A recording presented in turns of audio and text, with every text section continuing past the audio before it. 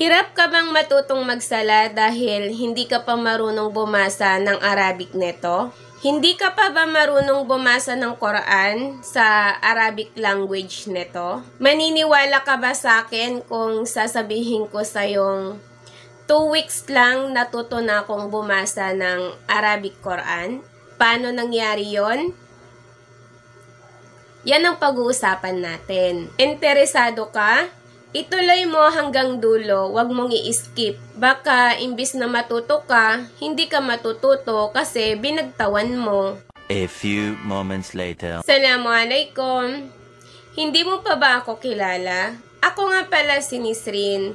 12 years na po akong balik Islam. Kagaya mo, wala rin akong alam noon. Hindi rin ako marunong magsala, lalo na ang bumasa po ng Arabic Quran. Ngunit sa awa at tulong po ni Allah subhanahu wa ta'ala, alhamdulillah, natuto po ako sa loob po ng 2 linggo. At saksi po ang mga taong nakapaligid po sa akin. Paano nga ba nangyari yon? Basta ang alam ko, hay na hay ako sa kaalaman. Paano ko ba yun i-explain? Basta motivate ako. At tinatawag po yun na ikhlas. Opo, kailangan ikhlas po yung puso po natin. Ikhlas po yung kalooban natin. Kumbaga, bukal po sa puso o kalooban po natin na matuto po talaga tayong bumasa po ng Quran. Yun bang gustong-gusto po talaga nating matuto? Para sa kaligtasan po natin sa ilalim ng lupa, lalo na po sa kabilang buhay. Yung gustong-gusto talaga nating matuto kasi talagang naniwala tayo sa Allah subhanahu wa ta'ala at sa Nabi Muhammad sallallahu alaihi wasallam. Yun kasi talaga ako sa mga oras na yun, nung tinanggap ko ang Islam.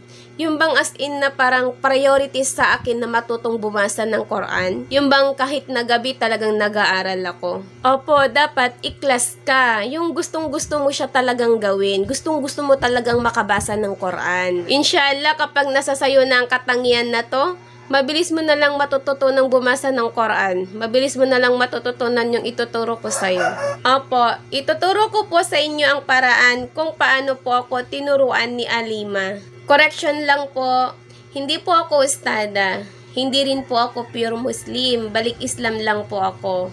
Kagaya nyo, hindi rin po ako marunong bumasa ng Arabic Quran po noon. At ito po yung patunay na marunong na po akong bumasa ng Arabic Quran. A'udhu billahi minash shaitanir rajim. Bismillahirrahmanirrahim. Alif lam mim. Zalikal kitabu la raiba fih.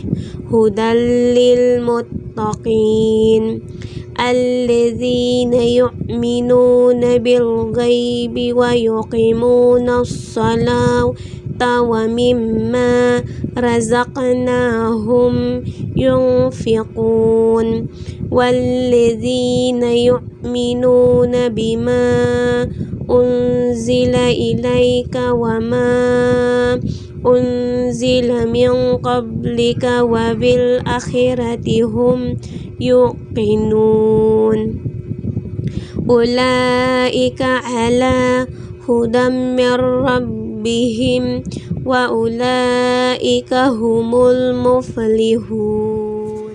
Wait lang po, hindi pa po ako gaanong marunong. Ang alam ko lang po ay basahin ito. Pero ang batas po nito at saktong tunog nito ay hindi ko pa po gaanong alam. Kaya kung gusto mo pa ring matutunan mula sa akin, ang natutunan ko mula kay Alima, kung sakali nga na natuto ka mula sa akin, mas mainam pa rin na mag-aral pa rin tayong bumasa ng Quran. Pag-aralan po natin ang batas po nito at mga alituntunin po nito.